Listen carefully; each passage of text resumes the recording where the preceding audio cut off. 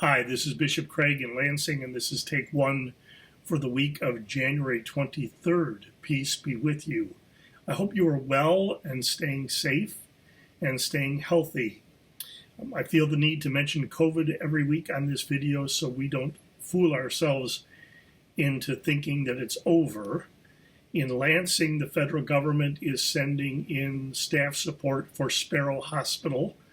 25 people will arrive on February 7th and stay for 30 days because caseloads are that high and staff is that low. So we continue to struggle with COVID, the pandemic, and we continue to need to balance our desire to be together in congregant settings with what we need to do to keep case loads down. Please wear masks, get vaccinated, please. I have a week full of Zoom meetings. Today is Monday, and so I have a couple of conversations with folks via Zoom. On Tuesday, we have the TRAP Endowment Grant meeting in the morning. The TRAP Endowment is money designated and trusted to our synod and designated to support ministry in the north. So congregations in the north apply for grants that will help them basically do outreach. It's used to provide food and coats and clothes and those kind of things. So tomorrow the committee that awards those grants will meet to do so. And then in the afternoon, I have the Living Water Ministry Board. On Wednesday, we have staff meeting and a portico meeting and our copious hosting book discussion on ministry with persons who live with disabilities. And then on Thursday is the Conference of Bishops. So I'll be Zooming lots this week. I'm grateful. I've become more grateful for Zoom because I can get a lot more meetings in during the week when I don't have to include travel time. So on the one hand, I'm more effective with Zoom. On the other hand, staring into a computer screen for hours in a week is not my best thing. So, and then on Sunday, we get to hear the fallout or the result of Jesus' sermon at Nazareth. The key line for me is, and everyone in the synagogue was filled with rage. So why do you suppose that is? Well, if you remember to last Sunday, we are told that they gave Jesus the scroll, and he opened it to the book of Isaiah, the prophet Isaiah, and found the place where it's written, the Spirit of the Lord is upon me because he has anointed me to bring good news to the poor, and on it goes. I think that's Isaiah 61.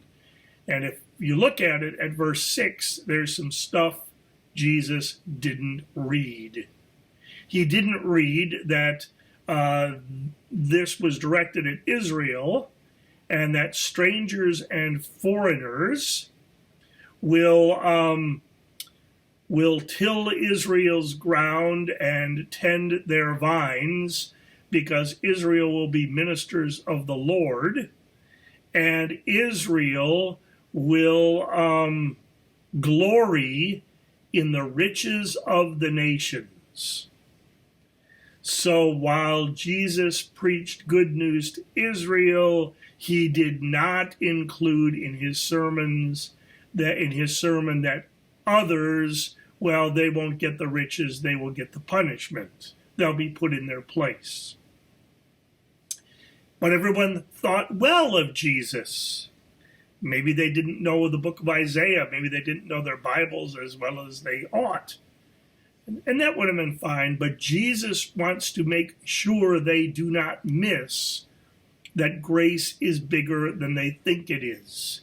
So Jesus says something to effect like, there are lots of widows out there, and widows that were hungry during the famine, and many of them were in Israel, but Elijah didn't come to them. Elijah came to the widow of Zarephath, to a foreigner.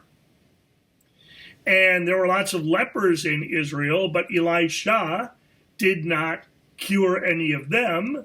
Elisha cured Naaman the Syrian. And Jesus doesn't explain why this is so. He didn't answer the question that many of us struggle with at times in life. Why were they cured and I wasn't? Or why was he cured and she wasn't? Why was God gracious to them? Why did this person with COVID live and that person with COVID die? Jesus didn't explain any of that. Jesus basically said, that's the way it is. And those kind of answers would fill us with rage, I think. That's just the way it is. Jesus is basically saying life and God are not fair, and God seems to have this preference for the outsider. And if we go on and read Luke's gospel, we will find that indeed that's what Jesus is saying. God has a preference for the outsider. When I was in seminary, we learned about in Luke, the preferential option for the poor, they called it. And so for those of us who are insiders, who have tried to be faithful our whole lives, this is hard news. This will fill us with rage. Run to Luke and reread the story of the prodigal son and put yourself in the place of the dutiful older brother.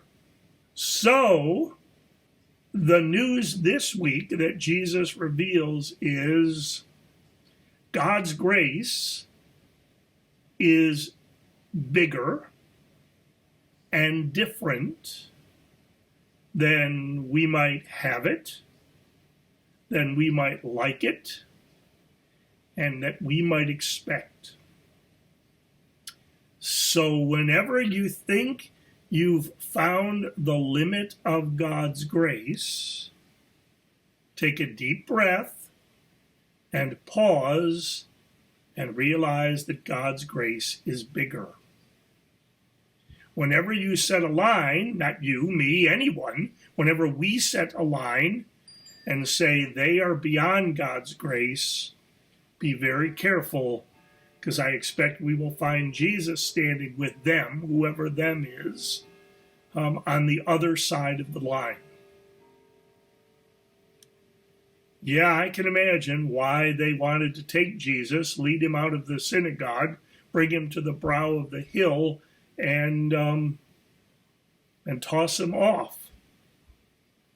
But thankfully, Jesus passed through them. Eventually, Jesus will get caught.